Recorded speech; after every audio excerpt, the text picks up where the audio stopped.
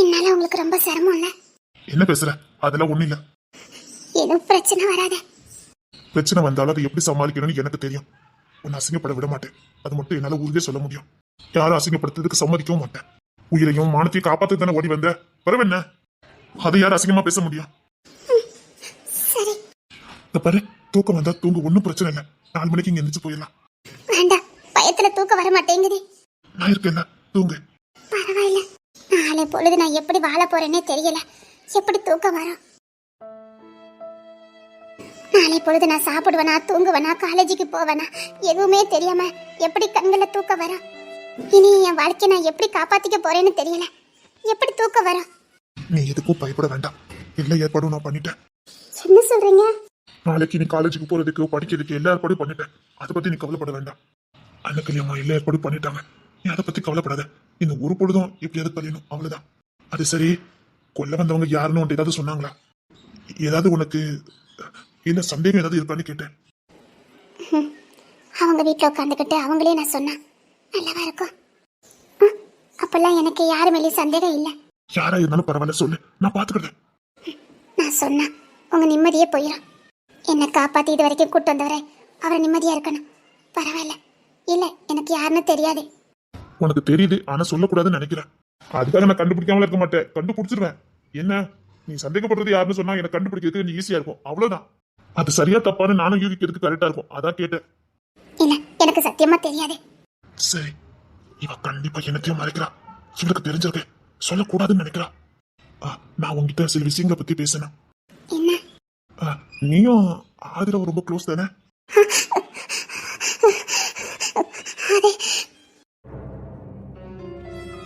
இவன் ஏன் ஆதிரா நானும் பயப்படுறா? இல்ல, நான் முன்னாடி பாத்திருக்கேன். நீயும் அவ்வளவு ரொம்ப க்ளோஸா இருப்பீங்களே, அதான் கேட்டேன்.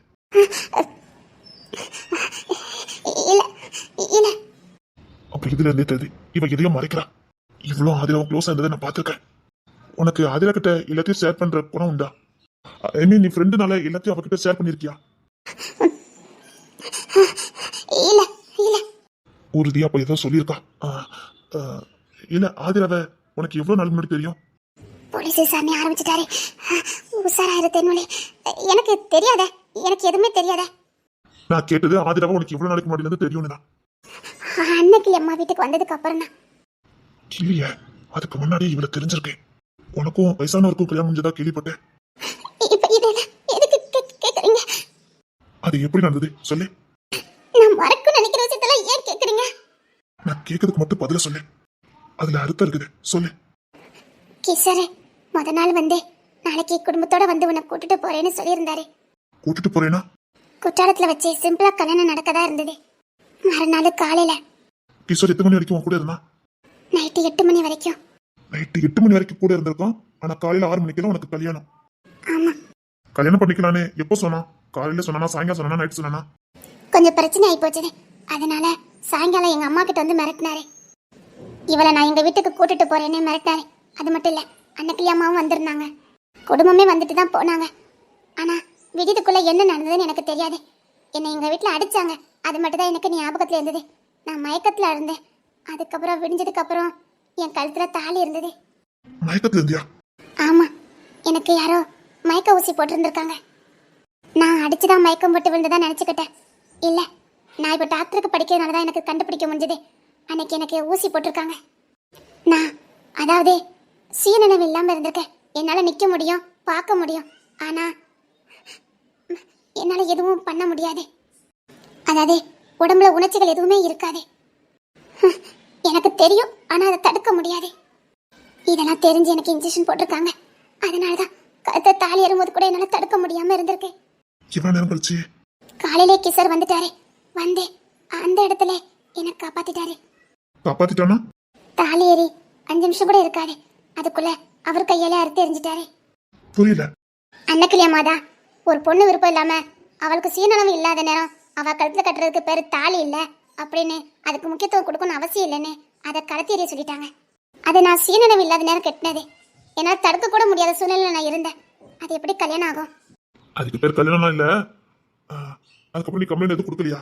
ஆனா அவங்க புத்திசாலித்தனமா ரிஜிஸ்டர்லாம் பண்ணி இருந்திருக்காங்க. ஓ, அவ்வளவு புத்திசாலித்தனமா வேலை பார்த்திருக்கானுங்க.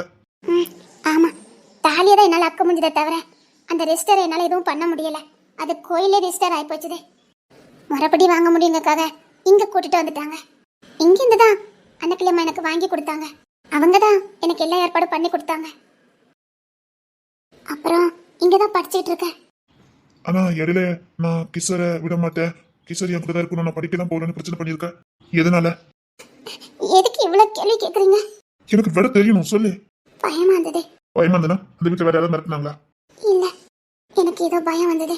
நிச்சயமா ஏதோ ஒண்ணு மறைக்கிறா. இவகிட்ட இருந்து எப்படி உண்மையை வாங்க? யாரா இருந்தாலும் பரவாயில்ல, தைரியமா என்கிட்ட உண்மையை சொல்லு. இல்ல, நான் அதை பயந்தேன். கிசர் எனக்கு மட்டும் தான் சொந்தமா இருக்கும்னு நினைச்சு பயந்தேன், வேற ஒண்ணும் இல்ல. நீ எதுக்கு கிசர் கூட சண்டை போட்டுட்டே இருந்த? இந்த கேள்விலாம் இப்ப தேவையா? தேவைதான், சொல்லு. பிரியணும்னு நினைச்சேன். நீ என்ன சொல்லிக்கிட்டு இருக்கா? பெரியன்னு நினைச்சியா?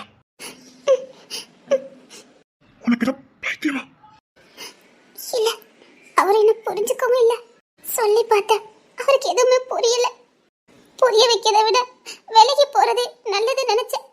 உள்ளுக்குள்ளே இருந்து சண்டை போட்டுட்டே இருக்கிறத விட புரியவும் வைக்க முடியல. அதை விட பிரியறது நல்லது நினைச்சேன். அப்படி உனக்கு அந்த வீட்டுல என்னதான் நடந்தது? வாயை திறந்து சொல்ல. என்கிட்ட எதுவும் கேட்காதீங்க. இல்ல, நீ சொன்னதான் என்னால ஏதாவது பண்ண முடியும். இல்ல, எனக்கு தூக்கம் வருது, நான் தூங்க போறேன்.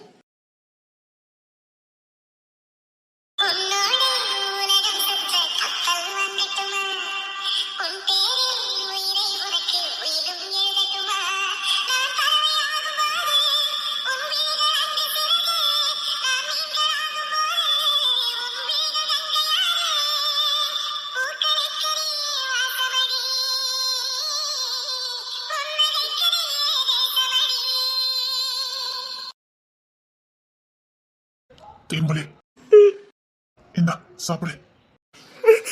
இல்ல, வேண்டாம். நீ பசியோட இருக்குன்னு எனக்கு நல்லா தெரியும், எந்தி. பசியோட இருக்குன்னு எனக்கு நல்லா தெரியும், எந்திமா. இல்ல, பரவாயில்ல. பாரு, உனக்கு பசியா இருக்குன்னு உன் முகம் பார்த்தாலே தெரியுது. எந்தி சாப்பிடு. இந்தா சாப்பிடு. இல்ல, பரவாயில்ல. சொல்றேன் இல்ல, இந்த சாப்பிடு. சரி. இந்தா சாப்பிடு. சரி, அந்த சாப்பாடு கொண்டா. ஒண்ணு இல்ல, கொண்டா. நானே ஊட்டி விடுதேன். இல்ல, பரவாயில்ல. உன் கைக்குள்ள ரத்த கரையா இருக்கு. அதே கதவுல இடிச்சிட்டு வந்தேன் நான் தான். சரி, நான் ஊட்டி விடுதேன். இல்ல, வேண்டாம். ஒண்ணு இல்ல, நான் ஊட்டுறேன்.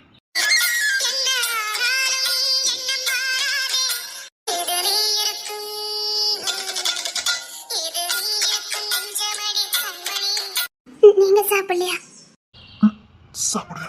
நீங்களும் பசியோட தான் இருந்திருக்கீங்க. ஆமா. நீங்களும் சாப்பிடுங்க. சரி, சாப்பிடு. சாப்பிடு சாப்பிடு. சரி, கொஞ்ச நேரம் படுத்துக்க, சரியா? இல்ல, பரவாயில்ல. இல்ல, காலையில காலேஜுக்கு போகணும்ல, படு. இல்ல, உங்களுக்கு? இல்ல, தூக்கம் வரல, நீ தூங்க. சரி, கரெக்டா 4 மணிக்கு போயிடணும், சரியா? கரெக்டா 4 மணிக்கு போயிடலாம், பயப்படாம இரு.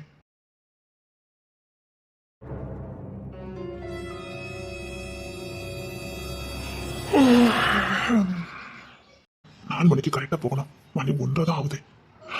அப்பா, கண்ணு வர கட்டுத. டேய் பொண்ணு, தூங்கிறத ஏதாவது பண்ணு. அம்மா, என் போனு. அச்சோ, போனு ஆதிரா தானே வாங்கிட்டு போனா.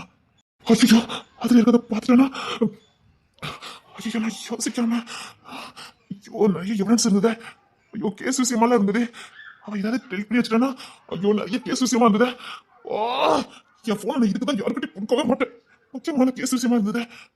இப்போ அவளுக்கு என்ன பதில் சொல்ல? எங்க போன? மண்டை போட்டு குழப்பதை விட மண்டைக்கு ஓய்வு கொடுத்துடணும். அப்பதான் ஏதாவது வேற ஏதாவது யோசிக்க முடியும்.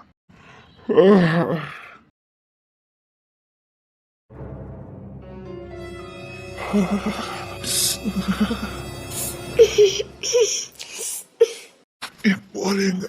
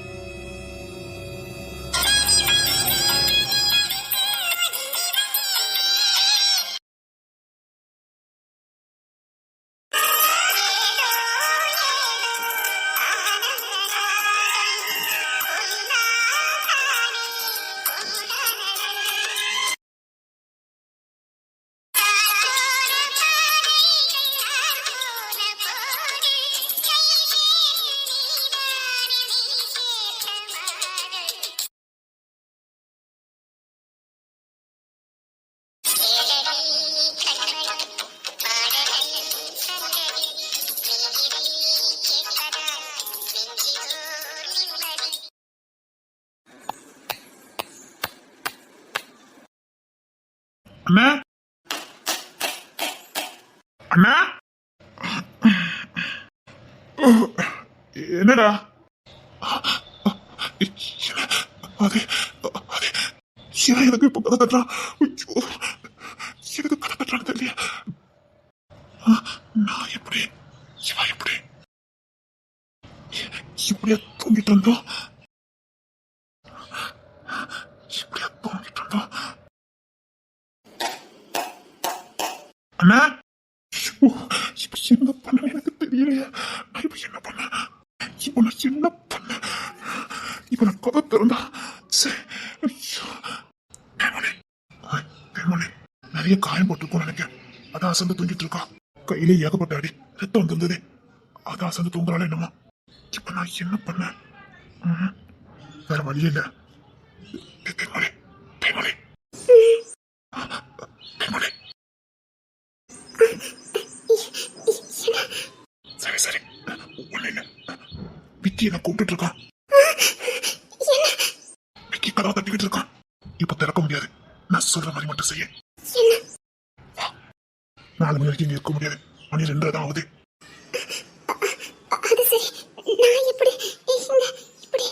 அது அசதியில தூங்கிட்டு இருக்க. சரி போலாம். எனக்கு இப்படி ஒரு சோதனை இல்லையா, இவ்வளவு நெருக்கம். எதுக்காக எதுக்காக இந்த அறிகுறி, எதுக்காக இப்பெல்லாம் நடக்குது. நான் நேசிச்ச பொண்ணு என் பக்கத்து இவ்வளவு நெருக்கமா. என் கடவுளை என்ன இப்படி சோதிக்கிறேன். எனக்கு சொந்தம் இல்லாதவா, எந்த விதத்துல எனக்கு சொந்தமாக முடியாதவா. எதுக்காக இவ்வளவு நெருக்கம், எதுக்காக இந்த சோதனை. நான் இவ்வளவு நெருக்கமா இருக்கு. எதுக்காக இதெல்லாம் நடக்குது, எதை குறிக்கிறதுக்காக இப்படிலாம் நடக்குது. சில விஷயங்கள் நம்ப முடியாது. பின்னாடி வர போக காரியங்களுக்கு முன்னாடி சில சம்பவங்கள் நடக்கும்னு சொல்லுவாங்க. அப்படி என் வாழ்க்கையில என்ன நடக்க போகுது, ஏன் இந்த நெருக்கம், நான் ஏன் இன்னும் எந்திக்காம இருக்கேன், என்னால முடியல, எதுக்காக. எனக்கு குறுக்குல அடிபட்டிருக்கு. ஐயோ நிமிர முடியல. சரி, நான் கூட்டிட்டு போறேன்.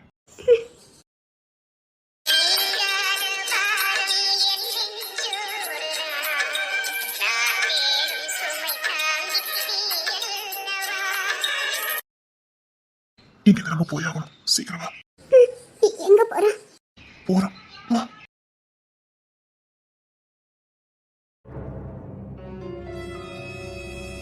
என்ன பாக்குற. இதுக்கு காட்டுக்கு வந்திருக்கோம்.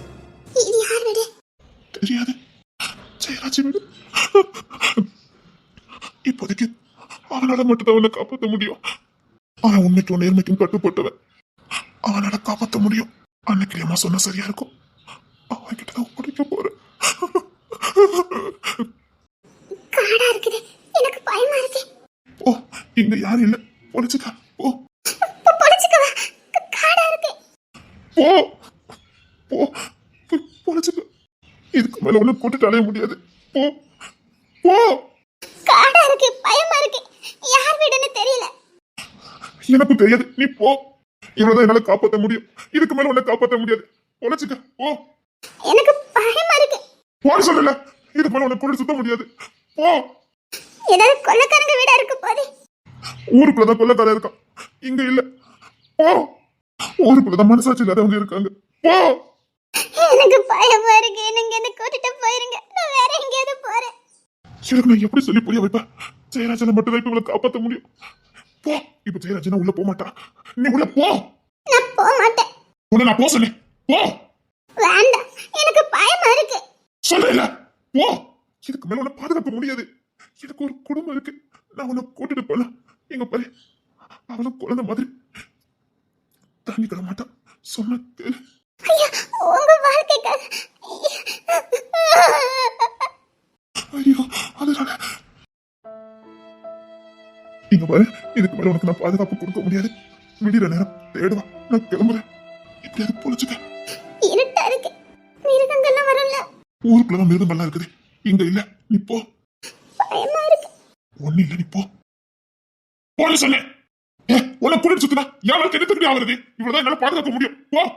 ஒரு நாணயம் பண்ணிட்டு பிரியணும். பரவாயில்லையா? உனக்கு அதான் சந்தோஷம் சொல்லி நான் பிரியறேன். இவ்வளவு உன்னை காப்பாத்தி கூட்ட இந்த மாதிரி எனக்கு தேவைதான். இந்த பார் போனா போன்னு சொன்னேன். இந்த பார் உனக்கு நான் நல்லா தெரியும். நான் என் பொண்டாட்டி நேசிக்கிறேன். புரியுதுல? போ. அவ கண்ணுல இருந்து கண்ணீரை என்னால பார்க்க முடியாது. போ. எல்லாரும் கை விடுறீங்க. ஐயோ பைத்தி முடிச்ச போல இருக்கு எனக்கு. ஐயோ கடவுளே. போன்னு சொன்னேன். மனுஷங்க பாதிலே கைவிடுவாங்கன்னு சொன்னாங்க. அது உண்மைதான். நான் ஊருக்குள்ளேயாவது போறேன். காட்டுக்குள்ள வேண்டாம். சொன்னா கேட்க மாட்டேன். அறிவில்ல. இல்ல அவனை என்னால கூட்டிட்டு அடைய முடியாது. நீ உன்னை கூட்டிட்டு போக வேண்டாம். நான் யார் வாழ்க்கையை கெடுக்கிறதுக்கு வரல. நான் காட்டுக்குள்ள இருக்க மாட்டேன். போன்னு சொன்னேன். போ. நான் போக மாட்டேன். எனக்கு பயமா இருக்கு. அங்க யாரோ இருந்தாங்கன்னா நான் என்ன பண்ணுவேன்? ஐயோ இங்க பாரு ஊருக்குள்ள இருக்கவன் இருக்கும். இங்க இருக்கவன் நல்லவன். இங்க இருக்கவன் நல்லவன். உள்ள போ. சொல்றல உள்ள போ. நான் போக மாட்டேன். போன்னு சொன்னேன். உனக்கு என் பொண்டாட்டி பிடிக்காதுன்னு நினைக்க. அதான் நானும் என் பொண்டாட்டி பிரியணும் இப்படி பண்ணிக்கிட்டு இருக்க. அவ அழனும் இப்படி பண்ணிக்கிட்டு இருக்க. போறேன் போறேன். எனக்கு யார் மேலயும் எந்த கோவம் இல்ல. யாரையும் பழி வாங்கணும் என்ன எனக்கு இல்ல. போறேன். நீங்க சொன்ன மாதிரி இங்க யார் இருந்தாலும் பரவாயில்ல. அவன் கையாலே நான் செத்துட்டு போறேன். என்ன என் மானம் போயிடக்கூடாது. அவ்வளவுதான். பரவாயில்ல போங்க. மனுஷங்க எல்லாருமே இப்படிதான். போங்க. நான் பாத்துக்கிடுவேன். போங்க. என்ன போ.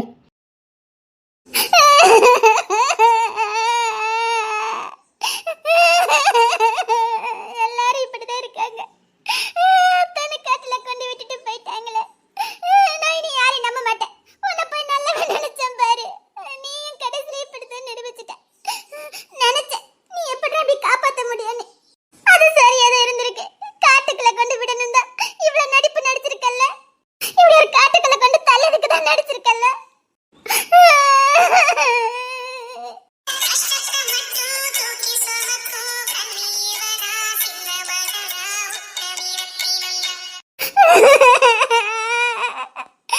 பயமா இருக்கு. எனக்கு பயமா இருக்கு.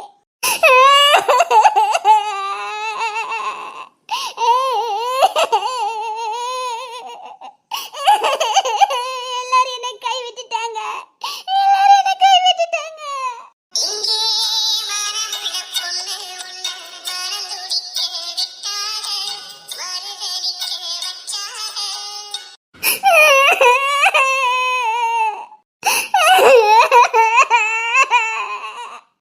எனக்கு இந்த உலகத்துல யாருமே இல்ல. எனக்கு இனி யாருமே இல்ல. எல்லாரும் என்னை அடிச்சு துரத்தி காட்டுக்குள்ள கொண்டு விட்டுட்டாங்க. எனக்கு யாருமே இல்ல. எனக்கு யாருமே இல்ல.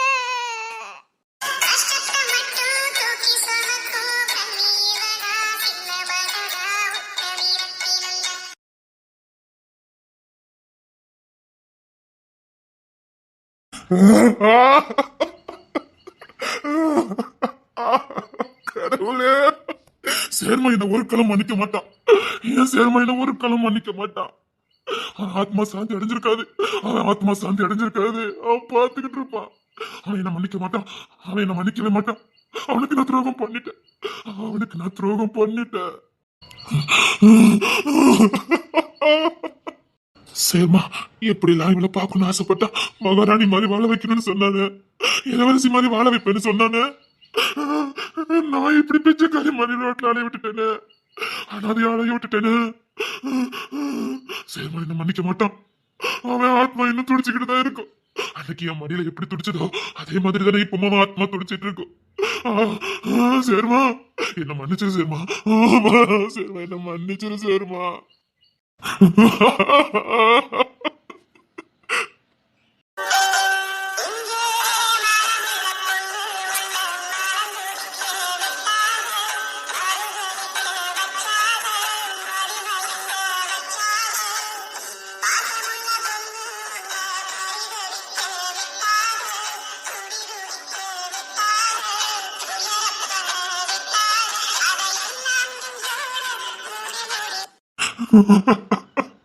எனக்கு சொந்தமான ஒண்ணு.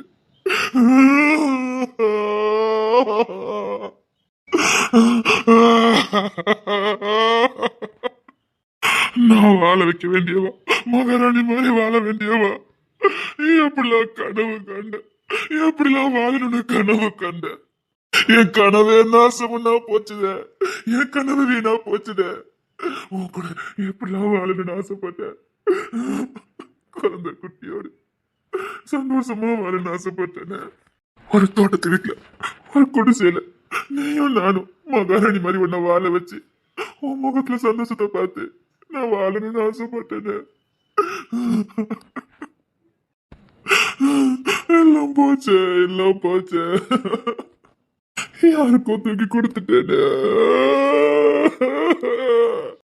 யாருக்கோ தூக்கி கொடுத்துட்டேனே.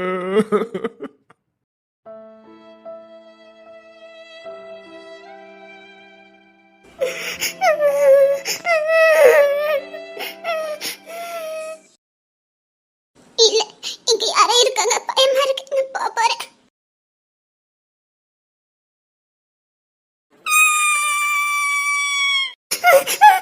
அம்மா, எனக்கு பயமா இருக்கு.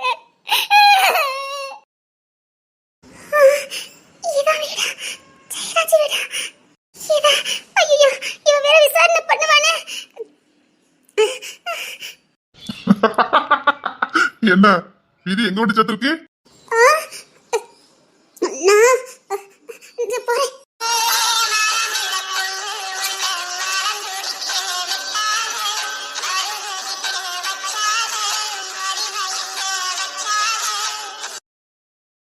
வீட்டுக்குள்ள வந்துட்டு நல்லது. காட்டு யானை, காட்டு பண்ணி, காட்டு நரி எல்லாம் இருக்குது. வீட்டுக்குள்ள போய் பேசலாமே. நான் வரமாட்டேன். சரி, காட்டு யானை, காட்டு பண்ணி, காட்டு கரடி எல்லாம் கிடக்கு. அதுக்கப்புறம் வாங்க இருப்போம். நான் வரமாட்டேன். விதி சேர்க்கொண்ட இடத்துல கரெக்டா சேர்த்திருக்க. வா, விதிய வெல்ல முடிஞ்சா வென்றுக்க. அந்த விதி இங்க தானே இருந்துச்சுன்னா மாத்தவே முடியாது. குரங்கு பயிலாச்சே, கேவியா கேப்பானே. குரங்குன்னு சொன்ன அப்படிதானே? இல்லையா? குற்றாலம். குரங்கு. ஆமா, குற்றால குரங்கு. இவன் வீடுன்னு தெரிஞ்சு வந்திருக்கு. நான் கிளம்பிட்டேன். காட்டு யானை, காட்டு நரி, காட்டு ஓனை எல்லாம் கிடக்கு. வீட்டுக்குள்ள போறேன்னு சொன்னேன்.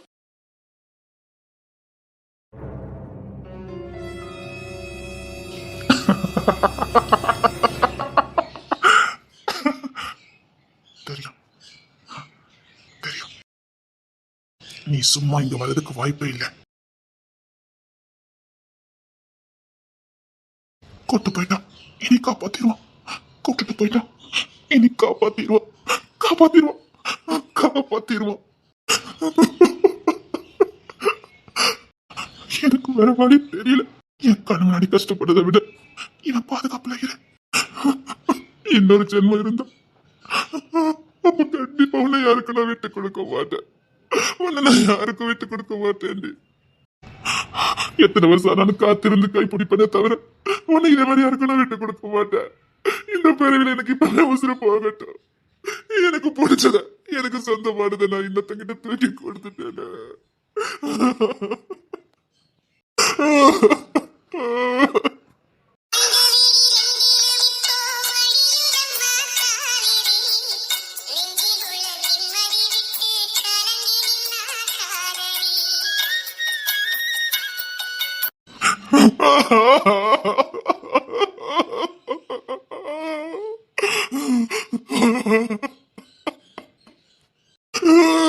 எனக்கு சொந்தமானது என்கிட்ட கொடுத்துருங்க, என்கிட்ட கொடுத்துருங்க. எனக்கு சொந்தமானது என்கிட்ட கொடுத்துருங்க. நான் ரொம்ப நேசிச்சவா. என் உசுரு என்கிட்ட கொடுத்துருங்க, என்கிட்ட கொடுத்துருங்க, என்கிட்ட கொடுத்துருங்க.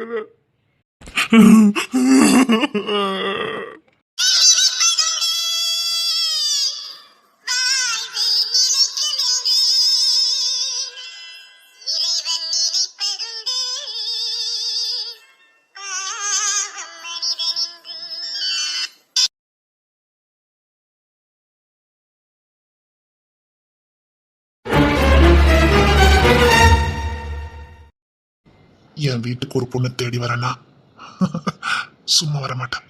அனுப்பப்பட்டிருக்கா.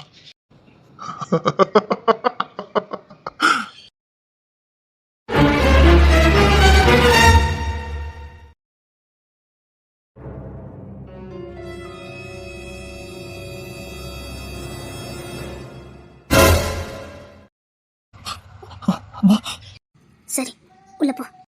சரிடா உள்ள போ. அம்மா என்னால முடியலம்மா.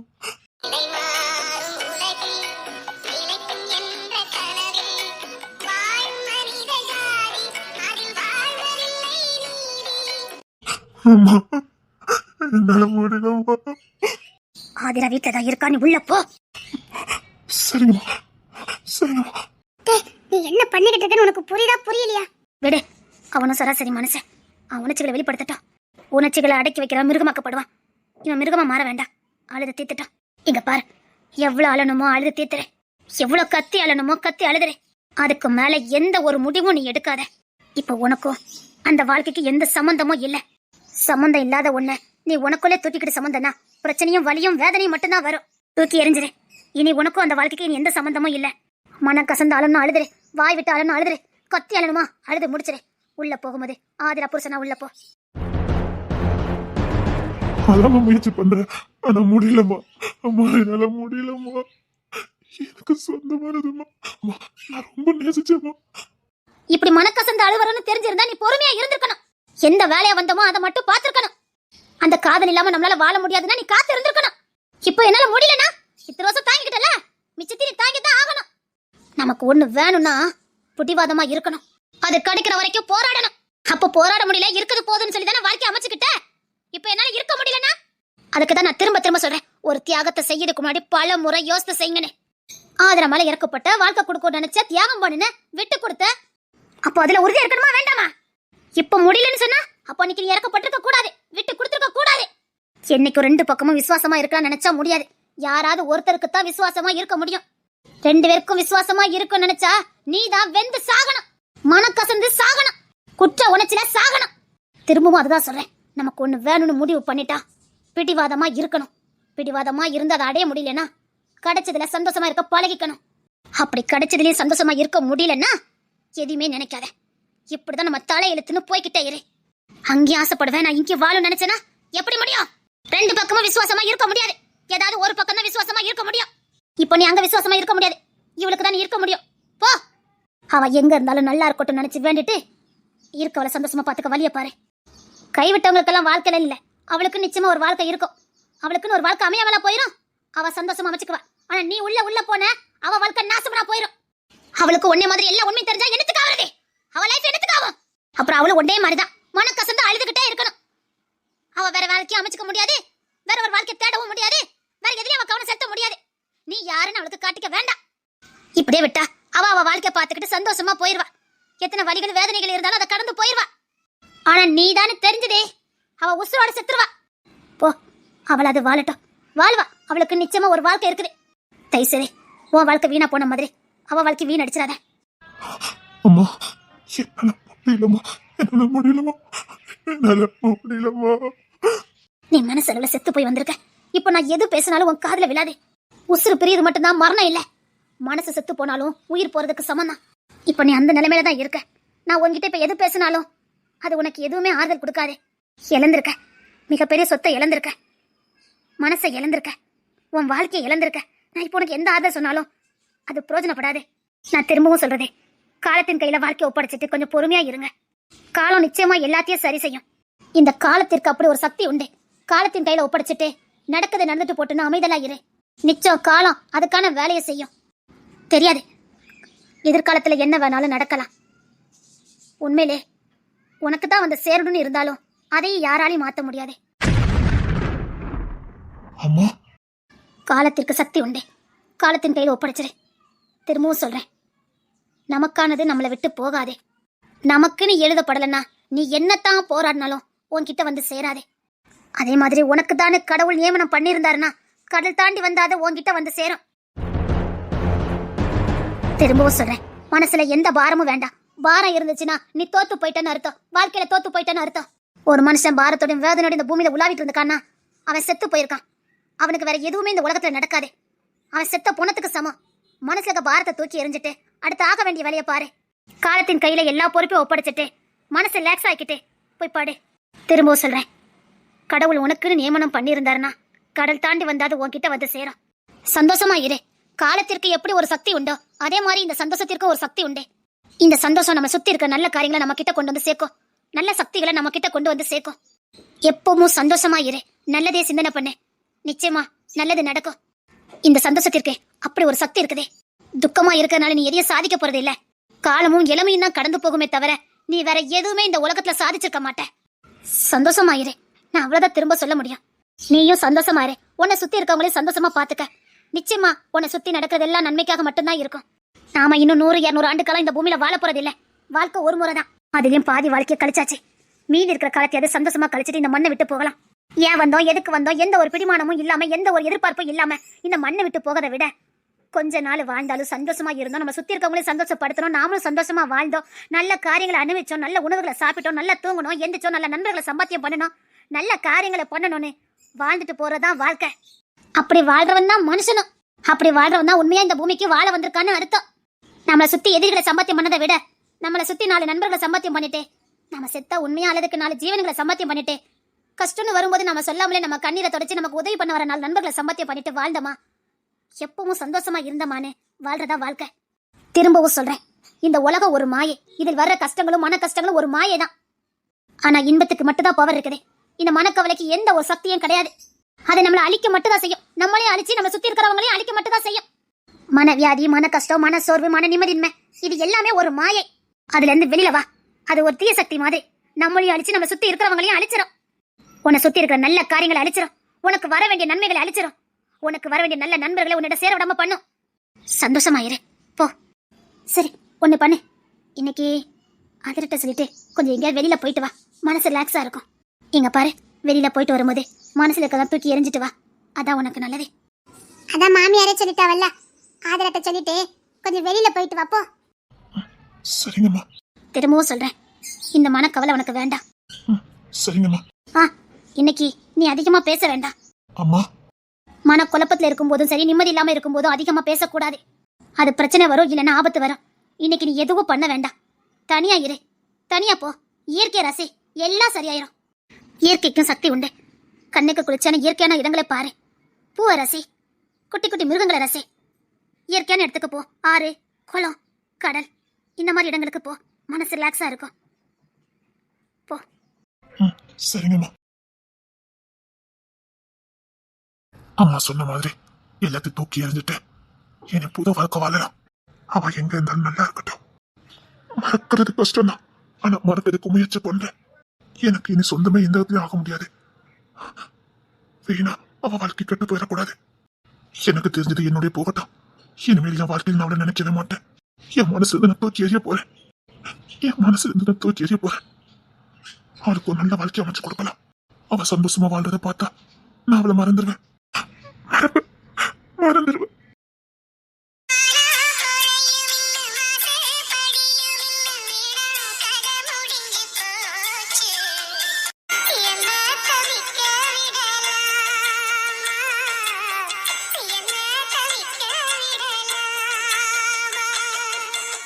இல்ல இல்ல, நான் நினைக்க போறதில்ல, நான் நினைக்க போறதில்ல. இல்ல, போயிரு போயிரு, வேண்டாம், எனக்கு வேண்டாம். எங்கேயோ போயிட்டு வந்திருக்கானே, யூனிஃபார்மும் போடல. எங்க போயிட்டு வந்திருப்பான், எங்க போயிட்டு வந்திருப்பான்? அன்னைக்கு ரொம்ப நேரமா பேசிட்டு இருந்த மாதிரி இருந்தது. போயிட்டு வந்திருக்கான், எங்க போயிருப்பான், எங்க போயிருப்பான்? என்கிட்ட கூட சொல்லிட்டு போகாத அளவுக்கு எங்க போயிருப்பான்? இவன் வாயாலே நான் சொல்ல வைக்கிறேன். இவன் என்ன பண்ணிக்கிட்டு வந்திருக்கான்னு இவன் வாயாலே நான் சொல்ல வைக்கிறேன். உனக்கு என் மேல பாசம் அதிகம்னு உன் வாயாலே நீ செஞ்சதை சொல்ல வைக்கிறேன். மவனே, என்ன பண்ணிட்டு வந்தன்னு மட்டும் சொல்லி பாரு, அப்ப இந்த ஆதரவோட சீரூபத்தை நீ பாப்ப. என்ன ஒட்டாம அங்க பக்கம் திரும்பி படுத்திருக்கான். ஒட்டாமையா படுத்திருக்க, ஒட்டாம.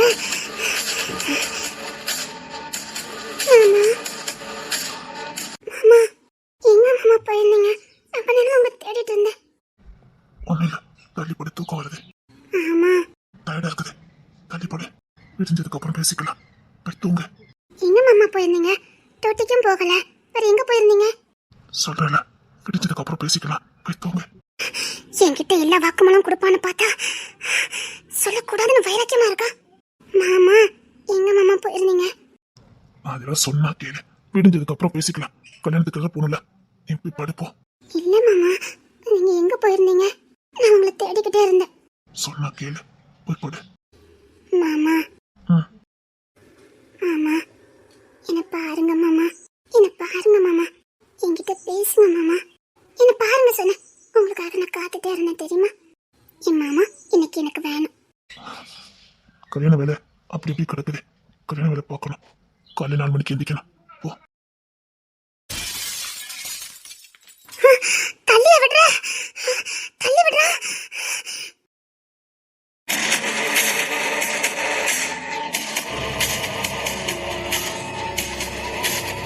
அந்த அளவுக்கு அடிச்சு கொள்ற அளவுக்கு அவளுக்கு யார் எந்த எதிரி இருக்க போறா? விசாரிக்க சொல்லியிருந்தேன். அந்த டாக்டருக்கும் இதுக்கும் எந்த சம்பந்தமும் இல்லை. அவனுக்கு எந்த ஏற்பாடு பண்ணல. வந்திருக்கவன்ல ஒருத்தன் உங்க வீட்டுல ஒருத்தவங்க தான் எங்களை பண்ண சொன்னாங்கன்னு சொல்லியிருக்கா. அப்படின்னா இந்த வீட்டுல யார் பண்ணனா? கிஷோர் பண்ணவே இல்லை, அவன் பண்ணவே இல்லை, மாப்பிள்ளையும் பண்ணல. யார் பண்ணிருப்பா? யார் பண்ணிருப்பா? அப்படி ஒண்ணு தேன்மொழிக்கு இந்த வீட்டுல வேற யாருமே பகை இல்லை. அப்படி இருக்கும்போது யார் பண்ணிருப்பா? ஒருவேளை செல்வாப்பா? சான்ஸே இல்லை. அன்னைக்கு அம்மா கேட்காம அவர் எதுவும் பண்ண மாட்டாரு. ஆஹா, இல்ல, வேற எங்கேயோ இடிக்குது. விக்கி என்னமோ சொல்ல வந்தா, ஆனா மறைச்சிட்டான். யாரா இருக்கும்? யாரா இருக்கும்? ஓ, யாரு யாரு யாரு? தூக்கம் வரல? தூக்கம் வரல. நீங்கதான் எங்க போயிட்டு வந்தேன்னு சொல்லவே இல்லையே. தூங்கலனா உனக்கு தான் நஷ்டம், எனக்கு இல்ல. சரி, சாயங்காலம் 4 மணிக்கு என்கிட்ட போனை வாங்கினியா? அது எங்க? என்ன இப்படி பேசுறான்? தூங்கலன்னா எனக்கு தான் நஷ்டம் இல்ல. சரி, 4 மணிக்கு போனை வாங்கினியே, அது தரணும்னு உனக்கு தோணுச்சுதா? 4 காலுக்கு மீன் அக்கா போன் அடிச்சிருக்காங்க. நீ 4 மணிக்கு என்கிட்ட போனை வாங்கின. 4 காலுக்கு தான் மீன் அக்கா போன் அடிச்சிருக்காங்க.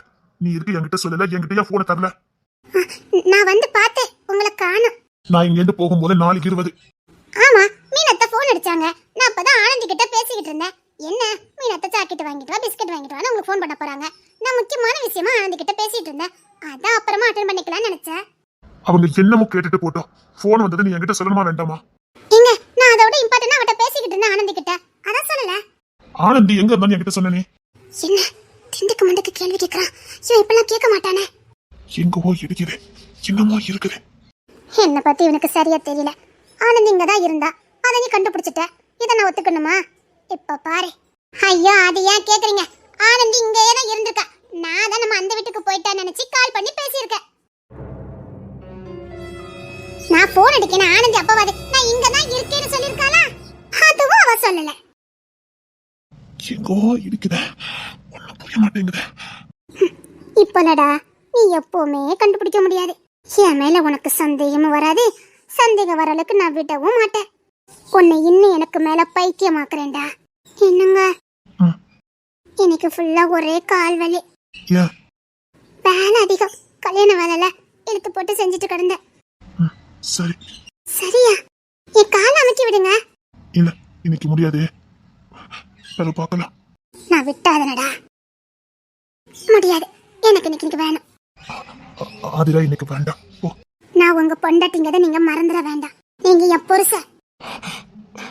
இல்ல, சொன்ன கேளு, எனக்கு வசதியா இருக்கு, போ. என்னங்க? சொன்னா கேளு ஆதிரா.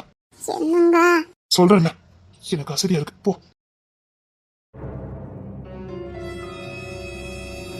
இவன் என்னமோ பெருசாதோ பண்ணிட்டு வந்திருக்கான். போடா, சீக்கிரம் கண்டுபிடிக்கிறேன், சீக்கிரம் கண்டுபிடிக்கிறேன்டா. தேன்மொழி எங்கேயோ தப்பிச்சுட்டான்னு நியூஸ் வந்ததே. அப்படி அவ எங்க தப்பிச்சிருப்பா? அவ மட்டும் இங்க இருந்தா இந்த அன்னக்கிளி அவ பேர்ல எல்லாத்தையும் எழுதி வச்சிருவா. இந்த அன்னக்கிளிக்கு அவளுக்கு அசைக்க முடியாத நம்பிக்கை, தேன்மொழி மேல அசைக்க முடியாத நம்பிக்கை. என் அப்பால உண்மைகள் தெரிஞ்சவா இந்த அன்னக்கிளி. தேன்மொழி யாரு, எப்பேற்பட்டவா, அவ குணம் என்னன்னு எல்லாம் தெரிஞ்சவா இந்த அன்னக்கிளி. வெளியில வெள்ளி மாதிரியே உள்ளுக்குள்ள நல்லவளா வாழ்றவா இந்த தேன்மொழி. சொல்ல போனா அன்னக்கிளி மாதிரி வெளியில கெட்டவா, உள்ளுக்குள்ள நல்லவா. அதனால அன்னக்கிளிக்கு தேன்மொழியை பத்தி நல்லாவே தெரியும். நிச்சயமா ட்ரஸ்ட் அவளுக்கு எழுதி கொடுத்துருவா. அதுக்கு முன்னாடி நான் ஏதாவது பண்ணணும். இவன் பேர்ல மட்டும் எழுதி கொடுத்துட்டா போதும். அப்புறம் இவங்கிட்ட இருந்து எழுதி வாங்குறது எனக்கு ரொம்ப ஈஸி. இவன் பேர்ல எழுதி வைக்கிறதுக்கு ஏதாவது ஒன்று பண்ணணும். அதுக்கு முன்னாடி கிஷோர் லைஃபை முடிக்கணும். கிஷோர் லைஃபை முடிச்ச போய் தான் நான் இவ்வளவாவது நிம்மதியா இருக்கேன். கிஷோரே அப்படி தேன்மொழி கூட சந்தோஷமா வாழ்ந்தலான்னு பார்த்தேன். அப்படியே நான் உன்னை வாழ விட்டுருந்தா அந்த ட்ரெஸ் தேன்மொழிக்கு பேருக்கு வந்திருக்கும். நீ இன்னும் கொடி கட்டி பறந்திருப்ப. சரின்னு ஒன்ன ஓச்சி விட்டா இவன் வந்து சிக்கியிருக்கான். சே, என்னத்த சொல்ல. கிஷோர் லைஃபை ஈஸியா முடிச்சிட்டேன். இந்த தேன்மொழி இந்த பொண்ணு தர லைஃபை தான் என்னால முடிக்கவே முடியல. என்ன பண்ணனே தெரிய மாட்டேங்குது. ஒருவேளை இவன் தேன்மொழி யாருன்னு கண்டுபிடிச்சிருப்பானோ? இவன் கண்டுபிடிக்கிறதுக்கு முன்னாடி வேலையை கச்சிதமா சீக்கிரம் முடிக்கணும். தேன்மொழி யாருங்கிற உண்மை இவனுக்கு தெரிய வர்றதுக்கு முன்னாடி எல்லா வேலையும் கச்சிதமா முடிக்கணும். சேராஜி கதையை முடிக்க சொல்லியிருந்தேனே, முடிச்சிருப்பானுங்களா என்ன? நான் திரும்பி வரும்போது என்ன கொல்ல பார்த்தது யாரு? யார் என்ன கொல்ல பார்த்தா? என்னையே ஒருத்தங்க கொல்ல பாக்குறாங்கன்னா தேன்மொழி எதுக்காக என்ன கொல்ல வரணும்? யார் என்ன கொல்ல பார்த்தா? என்கிட்ட போன் இல்லைங்கிறத நல்லா தெரிஞ்ச ஒரு ஆளுதான் இதை பண்ணிருக்குது. என்கிட்ட போன் இல்லைன்னு யாருக்குமே தெரியாத. என்கிட்ட போன் இல்லைன்னு தெரிஞ்ச ஒரே ஆளு